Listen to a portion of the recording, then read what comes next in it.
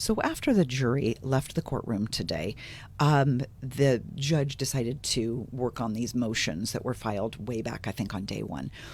He'd originally made a decision that there were four witnesses that the defense wanted to put in that the prosecution was fighting them on.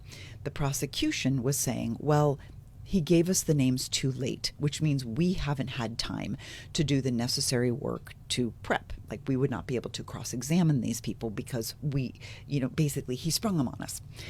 And the defense attorney was like, no, that's not the case. These are experts. Here's what they're going to do, blah, blah, blah. Well, the judge said, you know what? Let's get started, and then if there's anything that comes up from the prosecution, so if they put forth testimony that needs to be rebutted, and one of these people can be a rebuttal witness or something, then we can revisit this. Well, now it's time to revisit. So Reddington says, okay, I'd like you to hear me on this motion. So we start off, and the four witnesses, just so you know, I'm reading from notes: ER Dr. Michael Volvovich, forensic pathologist Elizabeth Laposata, psychiatrist Donald Conde, and a forensic scientist named Peter Valentin. Now, what Reddington is saying is that two things. One, he's like, how dare they say that they don't have enough time? Like, I'm a one-man show. They got a whole fucking army. Like, how can they not have the time? He also said that he has not objected to any of their witnesses. Every single one of their experts, he's like, yep.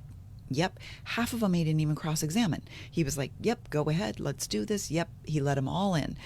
Even though he had to do all of the research on them and be prepared if he was going to cross-examine, he's managed to research all of their witnesses. He hasn't denied any of them. These aren't gotcha witnesses. They're not springing any new information. What they're going to be doing is providing their professional opinions on evidence that both sides have already had for years. So they're going to be looking at the photographs that say the prosecution already put into evidence and give their opinion on what this photograph shows. That's it. So this is what his argument is to the judge. And then he said, to strip Lindsay's ability to present evidence in support of her defense, number one, would not be in the interest of justice. Now, here's some of the arguments. And the big one for me is Elizabeth Laposata. I really do want her to testify. She did fantastic work in the Karen Reed case, and I'd love for her to get up on the stand, because there's going to, well, she's going to crush the prosecutor. That's like a given. But this woman is so incredibly brilliant, and she explains things in an easy to digest way. She is really good at looking at injuries and saying, common sense wise, this is what really happened. She is the one that talked about the scratch marks on John O'Keefe's arm, and she's like, that's not from a taillight. That is from some sort of animal. But then also she was able to say, looking at this body, its lack of bruises, its lack of broken bones, its lack of internal bleeding, this man was not hit by a car, and he certainly wasn't hit by a car and pirouetted 20 feet that way and landed. Like, it just, no. And so what she's going to testify to, and he said this, she's going to talk about the evidence that's been presented, the medical records, the x-rays. She's going to be able to talk about the spinal injuries, the C1, T1, T2, T3, T4, the T5 and T6 that are now, instead of like this, are now like this. She's going to be able to talk about that.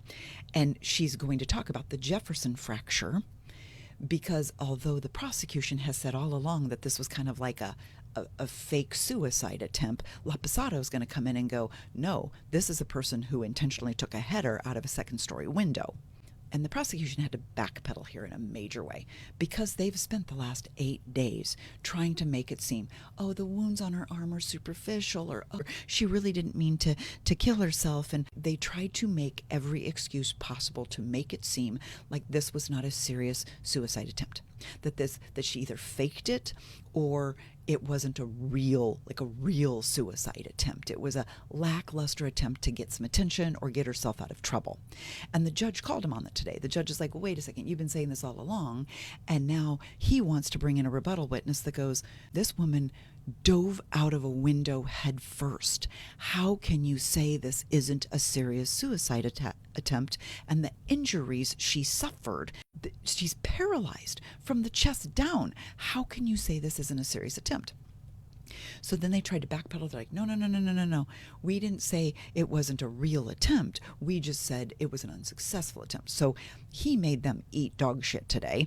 And I think he's going to let Elizabeth Laposata take the stand. It sounds like he's also going to let Dr. Volovich take the stand. He is going to look at some photos and some different evidence, and then he's going to be providing also evidence about the injuries and the suicide attempt. These are people who are experts in these types of injuries, and they have seen suicide attempts before, and so they're experts in this area, and they can provide a great deal of details. They come in and they're going to help clarify for everybody. In order to do this to yourself, you must be in a frame of mind, like to have this level of execution in your suicide attempt.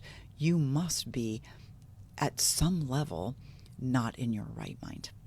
So I believe that Reddington is going to win this one, and some of these witnesses are going to get to come in.